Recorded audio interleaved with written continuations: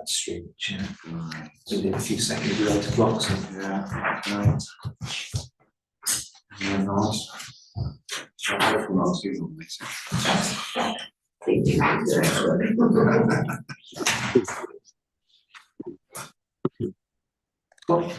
Excellent.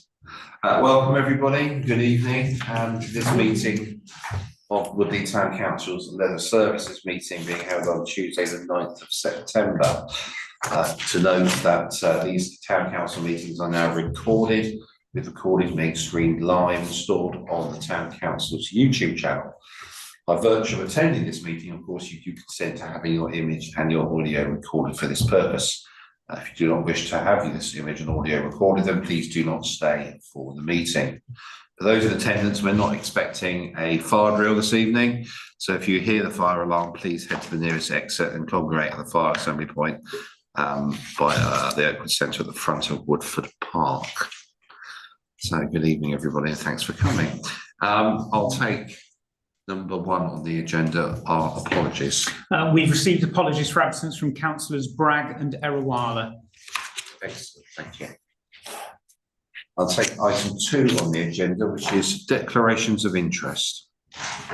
Does any member here have any declarations they wish to give?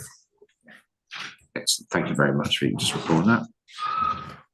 I'll take item 3 on the agenda, which is the minutes of the last meeting held on the 3rd of June, and to approve those minutes of that Leisure Services Committee meeting held on that date. All those members in favour of approving these minutes, please raise your hand. All those against? All those abstaining? Those minutes have been approved. Thank you. Okay, I shall now take item 4 on the agenda, which is the minutes of the extraordinary meeting that we had held on the 15th of June. I to approve minutes. This is to approve the minutes of that extraordinary strategy, minutes of that extraordinary strategy and resource committee, leisure services meeting held on the 15th of July. Can all members please raise their hand if they would like to approve those minutes, please? All those against? All those abstaining? Those minutes have been approved. Thank you. And we'll then go on to item 5, which is to review the actions and follow-ups arising from that previous meeting, which are recorded on page 5. Matthew. Yes, so all the updates are in there, up to date. Does anyone have any questions on any of those that are outstanding? Where are we at with the? Oh, sorry. This one, they can be left on. You're on. You're on. I'm on You're anyway, already okay. on. Yeah, Where are we up to with the improving the play equipment at Weevil Park then to date? There will be an update going to Strategy Resources Committee next week. Right. I have received on Friday, I think it was, the heads of terms from Reading Borough Council. Okay. And I'm just talking to them about the proposed legal fees that they've quoted to us for termination of the older lease. Mike. Thank you, Town Clerk, for the update, but I think my colleague would probably rather have an update on plans for actually improving the play area. What equipment are we planning to improve? Obviously, the point that the Town Clerk mentions is relates to the lease. And I think as award members for Bournemouth, we would rather like to see some positive action in actually improving the play equipment. We could have an update on where we are with that, please. At this point, we haven't been tasked with carrying out that piece of work. But if when we get to that point, the council requires us to do that. We can. What's the process now? We've got the heads of terms. What are the steps? Because we need to know. I think because it got held up with Strategy and Resources through the issues with the lease. As opposed to this committee, which some time ago was looking at actual play equipment. The issue with the lease, S&R wanted resolved before we did anything else with it, rather than go through a tendering process for something that may still not happen at that point. So that's been the frustration. I will have a report to Strategy and Resources for next week. In terms of that next step of doing that, we can do that. We can go out to tender for that as soon as council wishes us. Okay. To So progress that. if Strategy and Resources are happy at next week's meeting for you to proceed with that, would that be the next step? And what I'll do as part of that update to Strategy and Resources is request that clearly. Is that the next step? Yeah, So if otherwise- that is, Yeah, then we because can, I don't we can be want to wait tasked until with the next doing that. Strategy and Resources. No, because it meeting, will roll on into next. Otherwise, it'll be another 6, Yeah, 8, 9, yeah. 10 months. I don't want to do that. I think Yeah. we should ask them if we can proceed with the tender. Because I think we as a committee and Strategy and Resources, if I'm right, have approved it in principle, awaiting the, Exactly, and I think I'd like to, whilst I know the lease technicalities, the legal technicalities will be concurrent, I think we should carry out the tender concurrently, so we don't waste any more time. Yeah. basically. I can take that as a recommendation. Can we do Yeah. from this committee to Strategy and Resources? thank you, yes, right. Excellent, thank you. Any other follow-ups on the follow-ups and actions? Okay, thank you. In that case, I will go on to item 6, which is budgetary control to receive the report as on page 8. Matthew. The main thing to flag up there is you will see against an expenditure. You will see a figure at 42,000, which is historic expenditure in relation to the memorial ground. That was the figure that was essentially still showing on the balance sheet following the previous arrangement for how the charity accounts were accounted for. That's now changed because that process was approved previously by this committee through Strategy and Resources and through the charity itself, so that sort of accounting deficit which showed previously won't be there in future. So this is basically a correction in the accounts for where that showed as an accounting deficit. Okay, that's why it shows so high as a percentage. Yes, and okay. it's kind of technically not real money as much as it's the council's money, as the council is the Right, trustee of the okay. charity. But that's the final tidying up element, the accounting perspective for the Memorial Ground charity. Other than that, you can see we've had more memorial bench donations already in this year. They've been very popular, and we're continuing to find locations for those. Everything else is pretty much where we would expect it to be. I don't think there's any questions on income expenditure. This report, just for information, will look different next time you see it. Our RFO will be introducing a new report format, which will start with Strategy and Resources, the next Strategy and Resources meeting. So the financial reporting will look different going forward. So it's done quite a bit of work on that, which I think is going to be really helpful for members. Yes, Pravinda. Yeah. When we see the GEM members membership cancelled, 70 members cancelled, number 8. Are we on that? Have we got to that item? Yeah, you were saying the number 6 item. Yeah, I think we're on number 6 at the moment. So we've not Yeah. got to item 7 yet. Okay, So okay. we'll come on to that in a minute. All right. Yeah, we'll come on to that in a second. Thank you. Okay. Yes, Councillor Jewell.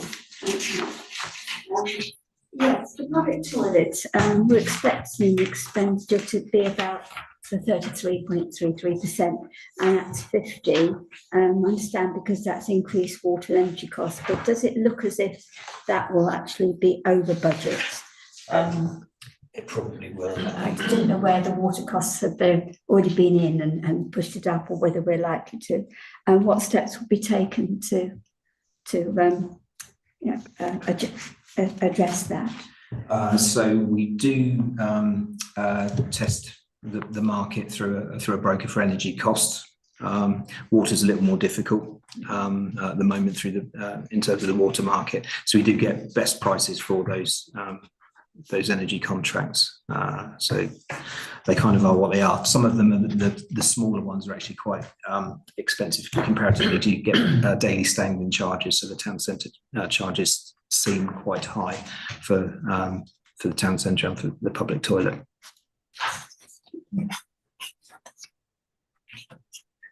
Any other questions on the budget? Okay, thank you very much. We will then go on to item 7, which is the Woodland Park Leisure Centre Sports and Development Activities Report, which is on page 8. Thank you very much. So, as always, at the top there, I've included a couple of charts. The top one being gym member turnover. As you can see, we welcomed 84 members throughout the period 19th of May to the end of August. And at the same period, we had 17 members cancel their memberships, and you can see the reasons below there. Gym membership income has remained pretty steady, which is good for quite a long time actually now, and I'm quite happy with that. And generally speaking, it's been quite a positive summer, so not too much to report there. You had a question, did you? So I think probably a good point to ask. Especially the point is injury and medical. When we see percentage is quite high, it means there is any issue on the health and safety, or how we are. So that is injury or medical outside of the gym. That's people quite often being pregnant is included within that. We have people cancelling because they're going for surgery. None of those injury or medical figures include anything that's happened within the gym at all. So it's outside reasons. Good question. Thank you. Thank you for asking. I had no idea actually, but yeah, thank you. Ed, do you want to continue on board? Yeah. So carrying on really through the summer, family record stack was very popular again. As you can see there, I've included a comparison with the previous year. Numbers very similar, and that, to be honest with you, is because we were pretty much fully booked. So it kind of reflects again that we've been really well used over the summer. And I've just put a little note there at the end that I was only able to submit these figures on the 1st September, so there was a small period still to be accounted for within that, but I can report that next time if needed. The paddling pool, as I'm sure everyone can guess, was really popular. This was the first time, I think, ever that we kept the pool open every day throughout the summer, which was really good. We kind of got a bit lucky sometimes where the weather turned, we were able to kind of do some maintenance while it was quiet. But because the weather was so on and off, we used the off periods to do the maintenance and then kept it open through the nice kind of warm weather. So that was really good. And we closed that on Sunday just gone. So yeah, really positive there. The next item I haven't spoken about before, but it's something I've been working on for a while now, and it's something called the Sunshine Programme, which I'm planning on launching next year. This is a really early paragraph really to put in, but I wanted to make the committee aware that I'm working on something like this. It's really a council-wide activity programme, whereas most of my work previously has been based at the leisure centre and within the gym. I'm planning on expanding that and making use of other council facilities, partly because of our limitations with space, but also because I think it's a good thing to do. So we put together the early part of what we're currently calling the Sunshine Programme. That name might change, but it links into a membership type that we have at the moment called the Sunshine Membership, which is a daytime membership, so it kind of fits in well. We're planning on this programme basically offering slightly different sessions to what we do at the leisure centre. So I've given some examples there of what it could include, such as health education seminars, social sessions like coffee mornings, parties, Christmas parties. There might be some board game sessions, team coffee, things like that. And we'll of course link that into our membership provision as well. So people that are currently members at the gym or at the centre will be able to make use of these sessions too. I think it'll be really popular. It's going to take some time to develop just whilst we kind of link with people that can offer these sessions specifically. And when I come to my report later on, I can kind of refer back to this because it does all link together as well. And I put a target launch date on there, but that really is kind of up in the air at the moment. Yeah, it might be earlier, it might be a bit later. But yeah, it is. Yeah. My aim is to have 4 sessions running either in this building or Coronation Hall by that date. And then, of course, we will continue to grow that as needed, really. Does anyone have any questions? Mike? Yeah, you're on. Thank you for that, Ed. Have you considered a separate membership for the Sunshine Club, separate from the gym membership? So the Sunshine membership that we have at the moment is a daytime membership. It allows people to come into the gym within a kind of daily period. I think it's 7:30 till 3:30. So it kind of covers all of our daytime classes, mainly excludes the evening ones. I haven't necessarily decided that would be the membership that people would take out, but I think it would work well because the sessions I would plan at other sites would be daytime sessions. There's a couple of reasons for that. The main one in my head at the moment is because I don't want people parking in the car park and walking across in the dark to other council facilities. I don't necessarily think that's a safe thing to do. So we would focus mainly to start with on daytime sessions, and therefore we might just offer the same membership program, allowing people to pay a reduced fee to attend these additional sessions that we add on, as well as the sessions that are currently at the centre too. It kind of helps us alleviate some of our capacity concerns as well. We could potentially put sessions over here that aren't part of the Sunshine programme to help actually allow people to book on sessions that are otherwise full. So I'm kind of open to suggestions with it at the moment. We've kind of got some very early workings and just some ideas jotted down, and we've started talking to a menopause coach at the moment. We're talking to physios, people that specialise in injury recovery that can come in and do talks with people maybe once a month or twice a month, depending on what the demand's like. And we'd allow people to book onto those sessions through their memberships, which means that if they're a member, they wouldn't pay. And I think that would be quite positive. And it would be a nice complement to what we currently do over there, which is obviously more fitness and health and very much class-based. Yeah, it's a really good, I think that sounds a promising programme, and I think anything that we can do to support social, the social programme for older adults, and combine it with what we currently do, I think that's a really good opportunity to, try and include people that may not be included in, when you talk about health, it should really include social and mental health and those aspects. So I think there's a great opportunity there to think wider, be a bit more varied, and you're definitely doing that, Ed. So well done on that. And I certainly look forward to hearing a little bit more about that as you explore those opportunities. I'll try and include an update every committee meeting as I develop things and we pick things up. And I'll definitely have more to talk about starting next year with it when we start to kind of really. If any member on this committee has any suggestions or thoughts, get them through to Ed, maybe include in his discussions with his team. Just as a note to that as well, there's a real benefit to having some of those activities coming to this centre and the council's other facilities, rather than they're trying to have to shoehorn everything into the leisure centre. So we're just looking at it in a slightly different way. I think that's an excellent idea. Try and spread that out. That's a good thing. Sorry. Yes, Arinda. When you said health education seminars, is it there is any that is between which is for the elders, for the youngest, or whatever? Do you mean if there's like an age restriction on those Yeah. things? Not necessarily. I mean, I've kind of always taken the approach that anyone can book onto anything as long as they're over 16.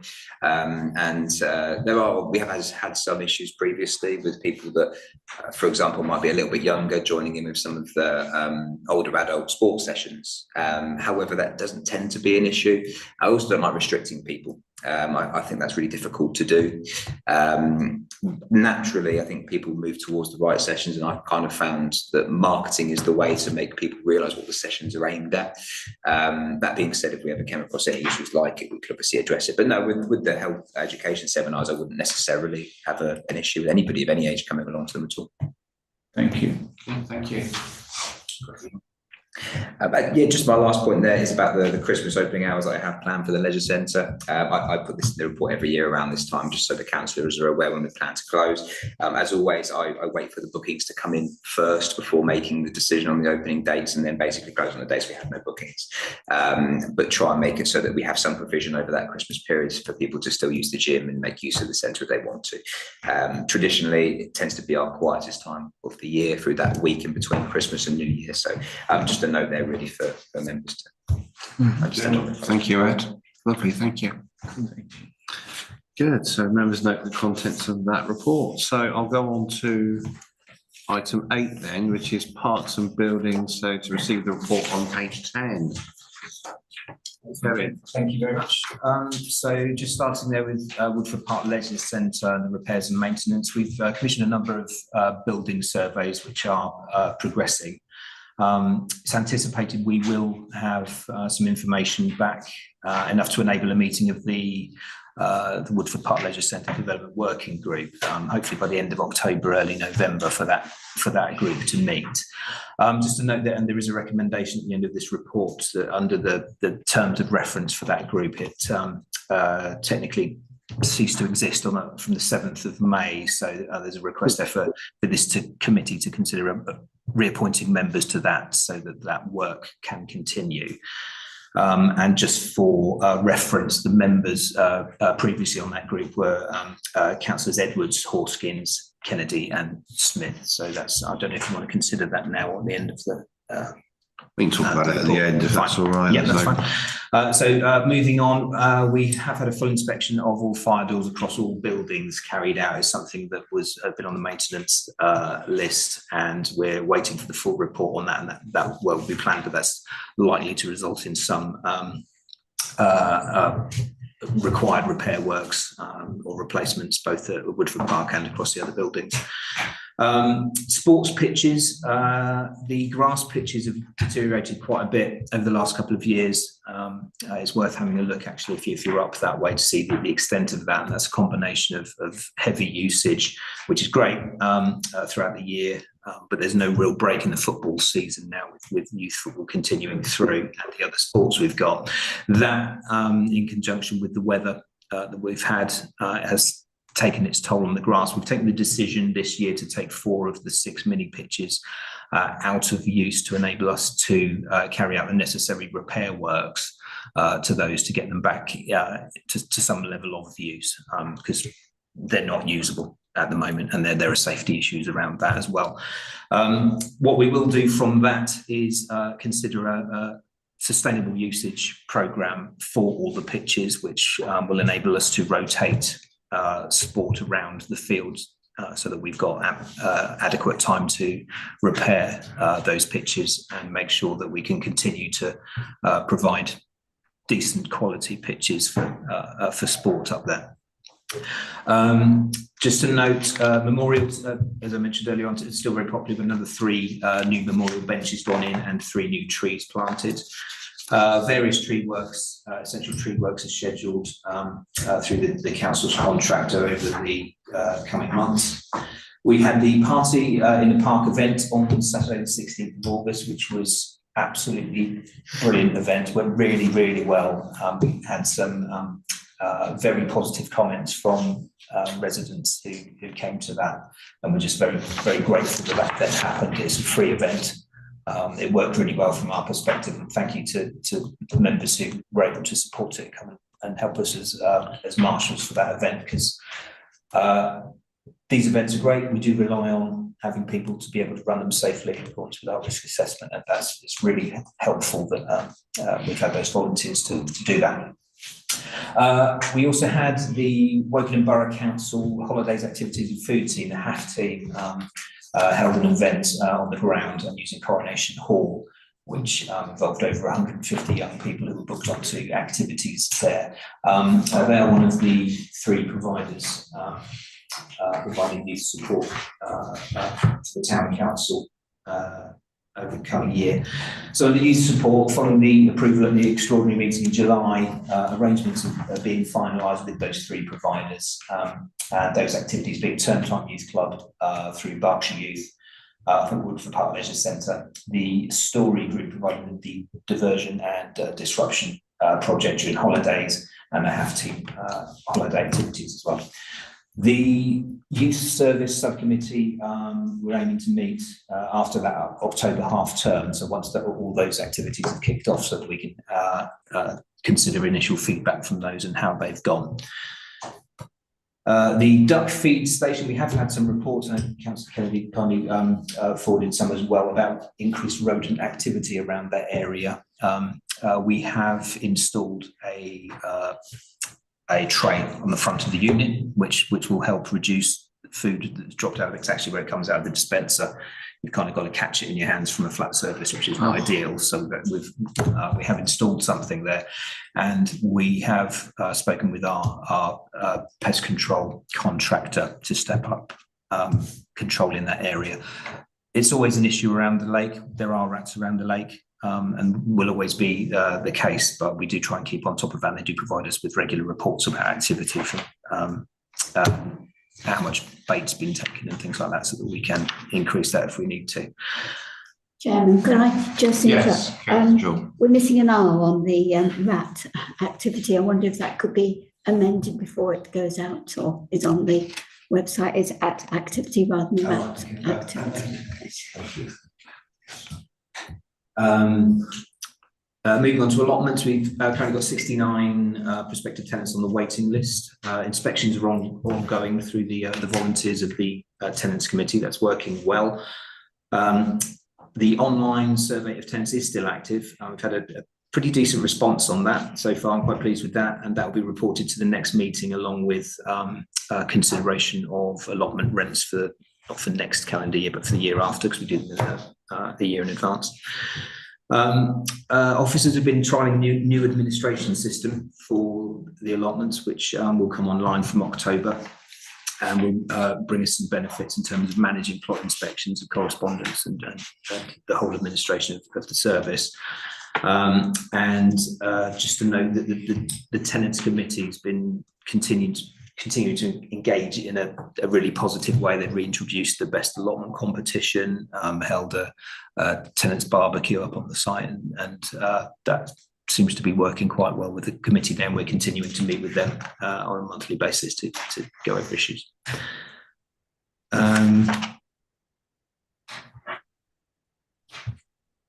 That's the end of that. Okay, then we'll go. Oh yes. Okay. I would just like to say that I've had my over 50s board meeting this afternoon, and they were absolutely so enthusiastic and so congratulations on the picnic in the park and the VJ event. They all said they wanted you to know how well they've already done it, and congratulate everybody, because it was really a very good event for all ages. That's really great feedback. Thank you, Carol, and pass our thanks back on to them for coming, and attending.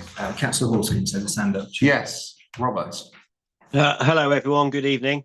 A couple of points from that report, and also to add something on, really.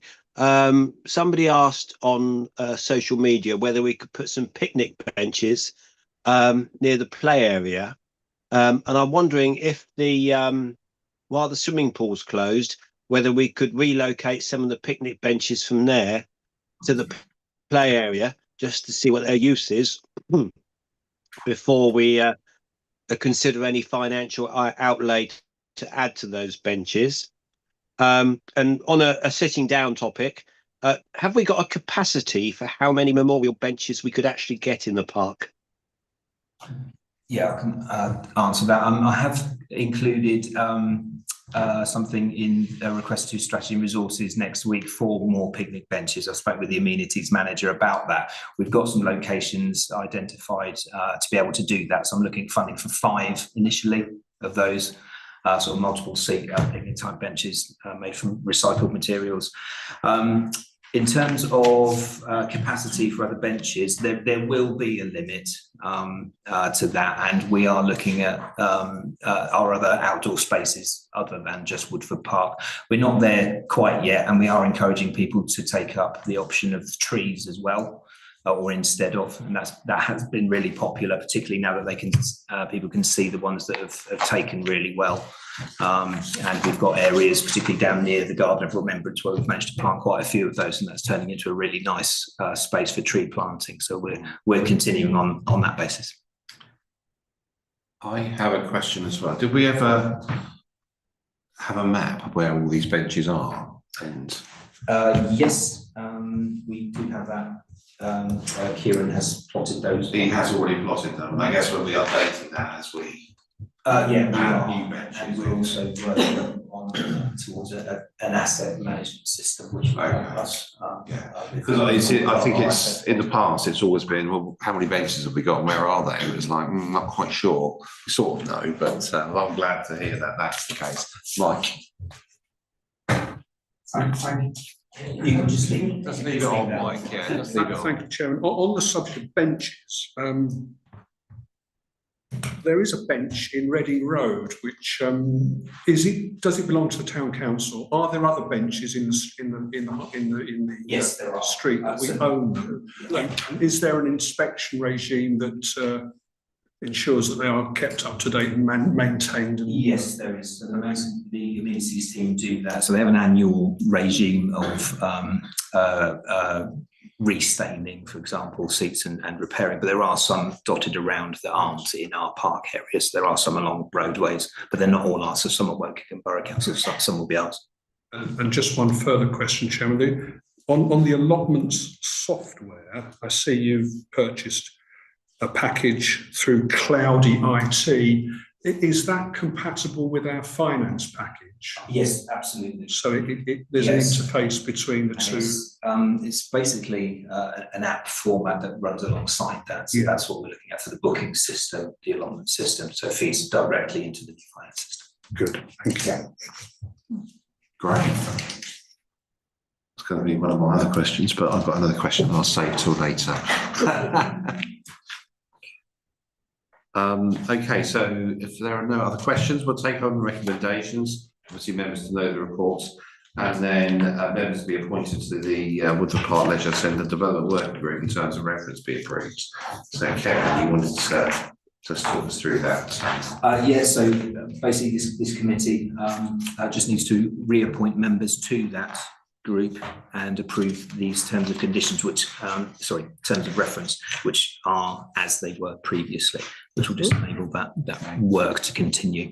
Okay, so do I have a show of hands for those that approve Well, that? I think before we have a show of Before we hands, have a show of Chairman, hands. I was going to reluctantly withdraw from that working party, if that's permissible. Of course. And so hopefully somebody else can come forward. If nobody else comes forward, I'll stay on. But I'm finding I've got an increasing amount of work. Give a busy man a job to do and they do it. I've got a lot on at the moment. Thank you, Mike. someone to replace Hoskins, don't you, Hoskins? Yes, I do, actually. So will you do it? Okay, so councillor Kay Gilder would like to do that. What's the process here? Do I ask for a show of hands or do we add her in and then approve it? Probably best to approve the terms of reference first Okay, to reinstate let's- the group. let's and split then it out then. name Okay, names yeah. from the two Okay. political parties. So the terms of reference, all those in favour of the terms of reference, can I have a show of hands to approve, please? That's 7-4, so yourself. Okay, those against, not by hands. Those abstaining, those terms of reference are approved. So, When it's the case that we need 3 Conservative members to be named and 1 Labour group member. okay, so that will be myself, Kate Gilder and one other. Did we say Rob Hoskins? He's not here, is he? Oh, he's not here, so we can't actually vote. So we got 2. You can obviously name anyone from the Conservative group on that. If Oh, can I? It doesn't have to be particularly from No, it this doesn't have to be particular. committee. No. it's entirely- All right, well, as we can't do that, there's only 3 of us, well, there's only 2 of us actually. Unless Vinny or Michael, would you like to? I'd love to, but I have 2 days a week off. I'm a bit like Mike, snowed under. Yeah. Sorry. Kind of looking, well, yeah, okay. Are you all right to do that, Mike? You could Yeah, always, yeah, we could swap you out if there need be. No, it's reasonably quiet at the moment, but things could change very quickly, you never know, so. Well, But at the moment, it's I fine. think it's like all these things, you know, if 6 months from now, we could always consider a change in the membership, so. Yeah, All I would right, just say in so- terms of activity for the group, obviously we're coming up to a time when we're trying to come up with what those options are going to look like, and there's going to Yeah. just be some consideration. It won't necessarily be massively heavy in terms of specific detail for another 6 to 9 months or so anyway. Okay. So it would hopefully be only a couple of meetings between now and then. Okay, so that'll be, Yeah, well, perhaps can I answer, sorry, I didn't realise it's about 2 minutes late or a minute late or something, so apologies for that. So that's okay. All right, so shall I propose myself, councillor Kay Gilder and councillor Michael Forminger for those, and I think that's just to note those three. And then for the Labour group, For the Labour group, it'll be Yvonne. Are you still happy to do that? I'm happy to continue. Yeah? Yeah, great. Excellent. Great, thank you.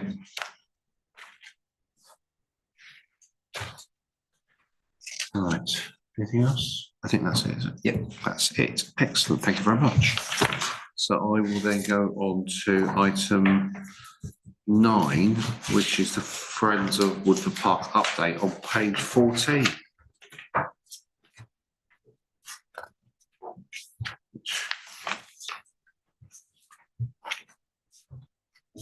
Does anyone have any comments? I could provide just a bit of Kevin? information if it's. Yeah, there was a helpful little, for there some was a little context. bit There's on couple here. items. There's a couple of items on here. I thought that might probably need some background. There are, yeah, and so I can provide a bit of background for members here. I also had this conversation this morning in the liaison meeting with the representatives from the Friends group. One of the items is regarding the access road from Western Avenue that comes into the park. There's quite a long history of this council trying to establish ownership of that, which has fallen flat. That's been investigated and going through the file. I've been through the file again this week, and there's correspondence going back from the 90s of us trying to establish, and I did that exercise myself a few years ago to try and do that and see if we could establish who the owner of that land is. We've been unable to do that, so we still don't know who the owner of that land is. We have, as a council, effected temporary repairs to it a number of times over the years to just try and keep it in a functioning state. We use it. We need access in through there. The houses on that end of Western Avenue have access to the rear of their properties through there. It's used quite a bit for car parking for people in the industrial estate opposite, and people use it for dropping off kids and all those sorts of things. Ultimately, the town council doesn't own it. And there's an issue with us doing anything or looking to do anything significantly in terms of investment, tarmacking it or something would be a significant project on a piece of land that the council doesn't own. Application to HM Land Registry to establish who the owners are. Yes, yeah, And that's it. and it's not No, registered. no. So presumably there's nothing to stop Woodley Town Council putting in a claim. Potentially. I think we should assert some ownership. What I'm doing at the moment is just obtaining a legal view on that and what the town council's options are at this point to do something with it. And we have done that in the past and just not got anything in terms of a way forward in order to do that. But I believe there are some potential options for the council to do something. The reality of that the area is it's always going to be an issue, and we're always going to need access across it. And at the moment, all we're ever really able to do is patch it. So on that basis, From a legal point of view, do we have to register our interest to own it? Because unless somebody else does. I don't have all the information on exactly what that process is at the moment, so it wouldn't be right for me to kind of go into that. There are options available, I believe, and that will be a report that comes back to. Can you come back to the next leisure services with an update on that? Yeah, that'd be great. Thanks. In the meantime, we do have an intention to carry out some more temporary repairs on it, and we've got a bit of kit, hopefully, that we will be investing in, which will help us to do that as well, because we've not had the right kit to do that with either. Okay. The other item mentioned is to do with the lake project, which is around 10 years ago now, and what's been referred to there in that report is the western end of the lake where the footpath comes up towards the 3G pitch. And originally in the initial designs, we were looking to possibly remove the fence line there where that wooded area is, then goes over towards the council depot. That part of the project wasn't proceeded with on the basis that to take out the whole fence would have presented some issues with security for the depot the other side, and also with the heights there, you're very close to the back gardens of Farriers Close, where people would then have line of sight into the gardens and things like that. Yeah. We looked at options at the time for reinstating a fence line a little further away, but that would have been going through woodland and trying to install a fence and foundations for a proper fence through the wooded area, which is obviously fraught with some difficulties because it's basically a mound of tree root and a lot of trees in there. So that part of the project didn't proceed at that time. It's actually, in terms of the other works that were carried out and the thinning out of the islands and the banks, it has improved that area, but that's why that part didn't And proceed. nothing's really changed by the sounds of it. No, and those issues remain. Yeah, But that's the area, so the other side of the path, which used to be very overgrown, so that was always quite thick vegetation. That's very open now and got a new pathway going around it, so the area does feel much more open than it did when we looked at the original project. And I assume we have responsibility for the land before the fence and after the fence. Yes. Yeah. So do we maintain that Yes. from time to time? Yeah. We do. Yeah. Okay. Yeah. Any questions from councillors? Good. Okay. Thank you very much, Kevin. I will then take item 10 on the agenda, which is to consider a report on the leisure management system, page 15. Ed. Thank you very much. Hopefully everyone's had a chance to kind of skim through this report. Regardless, I will run through it anyway and obviously welcome questions when I get to the end, because I'm sure there will be some questions. The basis for this report really is to encourage members really to approve funding to help me modernise the way we take bookings and payments at the leisure centre. And the way to do that is, of course, to upgrade really the software that we currently use to manage all of that. A bit of background, I don't expect anybody to know the way that we manage bookings and payments currently back of house.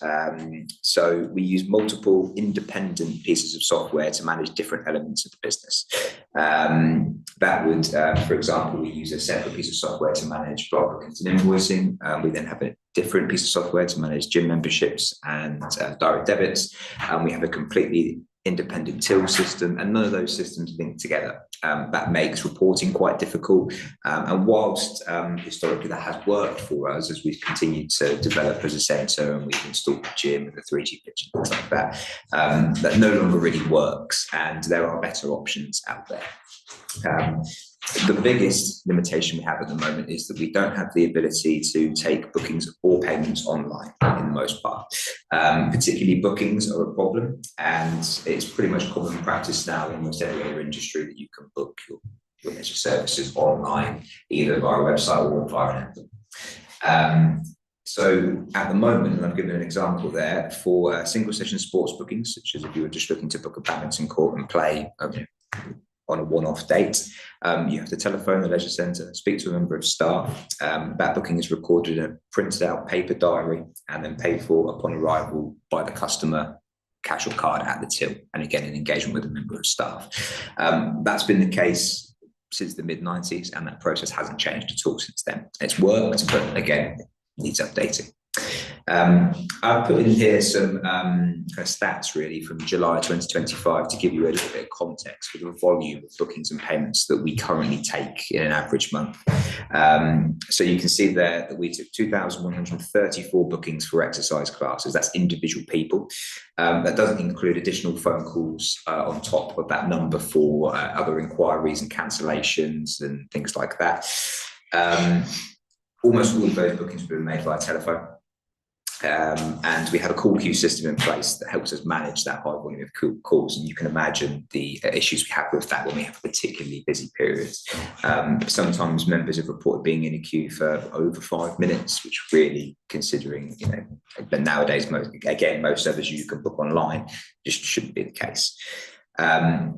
During that same period, our team processed 2,811 individual in-person payments. So that's transactions over the till, all dealt with by members of staff. I've broken down there between cash and cards, but 1,213 of those were for bookings relating to sports or exercise classes. The rest of those mostly are drinks, ice creams, things like that. How many tills have you got? Yeah. So this is all going through one single till? Yeah. That is incredible. And whilst we don't have huge queues for payments at reception, there is of course a margin for error, human error with those transactions. The reason for me looking into this, well, there's multiple reasons really, varying from in-person feedback from members and customers, but also it's been mentioned in various meetings. This committee raised a concern earlier this year relating to the booking process for classes. And we spoke about it a lot within the development department. Finish group that we needed to improve the software if we were to develop build on the centre. So the solution to this problem is something I've been working on over the summer, and I've been looking for suppliers to be able to provide fully integrated systems that would link all of our individual pieces of software together, obviously different software, but basically allow us to have one piece of software that does everything. With, of course, the ability to allow people to book online and pay online for our leisure services that we provide. In the solution section here, I've bulleted some things that these systems can do. There are a couple out there on the market, but I'll run through them again. So, for example, the ability for customers to book and pay for their leisure services online and via an app. An easier sign-up process for customers allows them to manage their own payments and subscriptions and memberships without an interaction with a member of staff. Fully managed direct debit collection services in relation to our gym membership, including the communications that relate to members failing their payments. Much better reporting systems that I'm sure this committee would make use of, and that allows us to make basically better decisions moving forward. Better marketing. The system, the ones I'm looking at, have integrated marketing kind of platforms that allow you to target very specific categories of people with specific marketing, and much better security features and online protection for those that are on our software. There are some drawbacks, and I have put a little paragraph in here about that as well. The majority of those drawbacks relate to potentially isolating those people that don't like to use online services. So I would have to make sure that we retain the ability for people to book via the phone and in person. I wouldn't want to completely... I was going to ask that, because there still are quite a lot of people who do not like to use internet, so we don't want to exclude them. Absolutely, and I think that's probably even more important for us as a council leisure centre than potentially other leisure centres as well. I think that's actually something that some people do still like. They do still value that daily engagement that we get, and actually being able to offer both would be really good. And I've made sure I've looked into some options to make sure that we wouldn't exclude people from spaces on bookings. I can kind of reserve some spaces specifically for phone call bookings, so that can be done. But I would be quite cautious that there's also other negatives in relation to not speaking to people as much, less interaction between staff and members. So there would probably be a bit of a focus on how we can make sure we retain some of that communication. I'm sure I can manage that. Yes, Mike. Thank you for your comprehensive report. If I read this correctly on page 16, the 22,000 is the 12,000 initial implementation cost plus the 10,000 additional access controls. Is that right? Yes. And then, of course, in between, there is this additional monthly cost of £1,500 per month or £1,800 per annum, which we will need to budget for. I read with interest and heard you repeat that there will be considerable savings in not having to deal with bookings in person and payments in person. So my question to you is, And I seem to remember we increased the staff, didn't we, at the leisure centre not long ago. Can we expect some savings in staff costs, is my question. Yes, I would argue so. I think offset these extra costs that we're going to have to pick up. Yeah, I mean, it's quite difficult to say that we would completely write off that monthly cost. I think it's really difficult to judge, mainly because I haven't got the system in place to do so, how many cancelled bookings we get, how many no-show bookings we get, how many times people don't turn up and pay for bookings is a problem for us, because they book and pay when they arrive. People don't have to turn up for bookings and we can't force them to. There is obviously a saving, or if you like, increased income, whichever way you look at it, associated with that. Potentially long term, depending on obviously how it works out, we wouldn't necessarily need the same staff structure, although until it was in place, I wouldn't want to guarantee that would be the case. I don't know how it would impact us. It could make us even busier than we've been before. I personally believe that when people have the ability to just go on their phone and book something, I think we'll get more traffic through the door than we ever have before, simply because of that option to book and just do it whenever you want to. But it is a good point to make that long term we would be removing the need for staff to manage bookings as much. There would probably be some back of house management that we might have to reassign some of those hours to. But again, like I said, until it's actually set up, I wouldn't know for certain.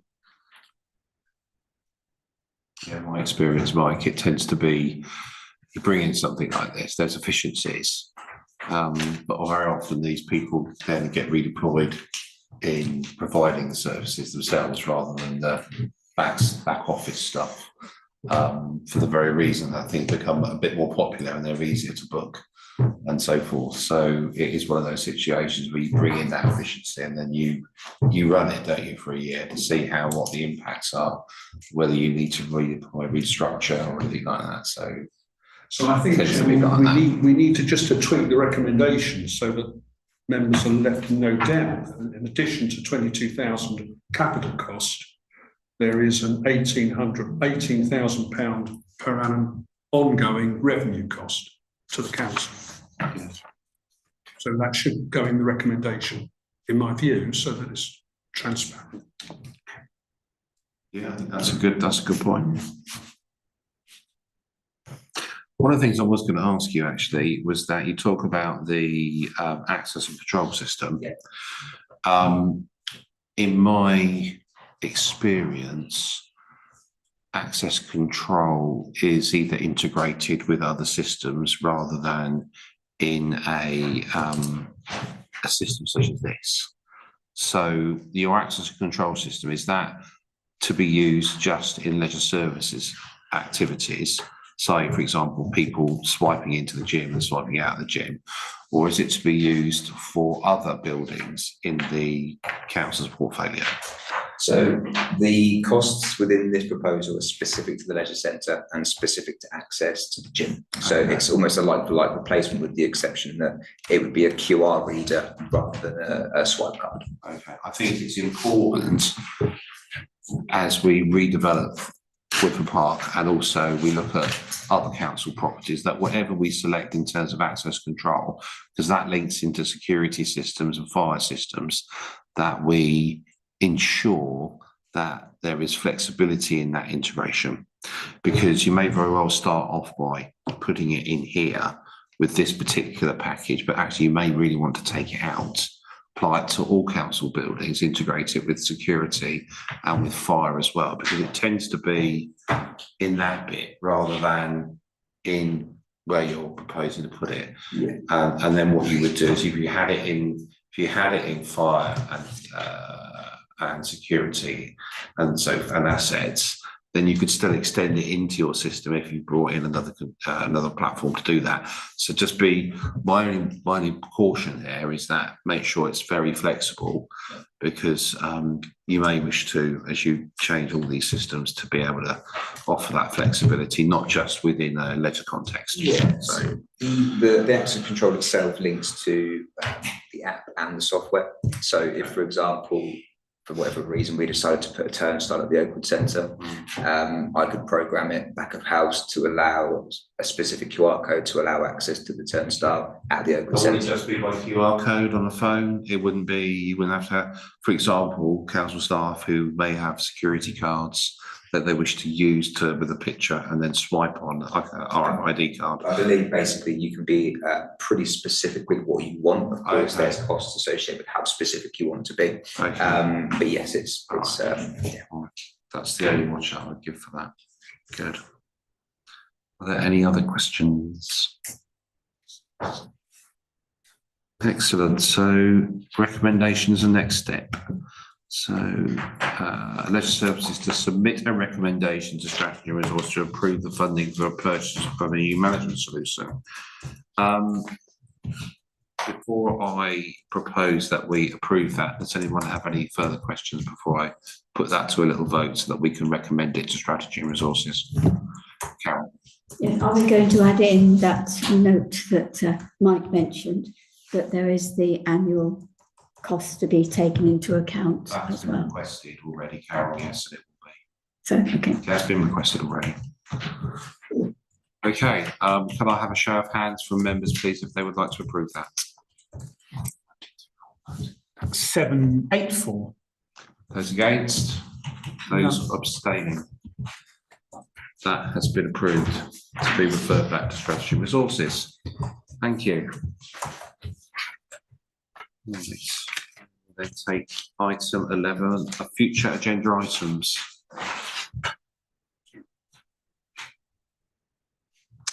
Okay. And I will take item 12, publicity and website. Matthew, anything from your side? No? Kevin, anything real to suggest on that? No? Okay, then if there are no suggestions, I would like to close this meeting at 5 to 12. 5 to 9 even. Sorry. 5 after 5 to 12. Thank you very much. I'll be very sleepy. Thank you very much, everybody. Have a good evening.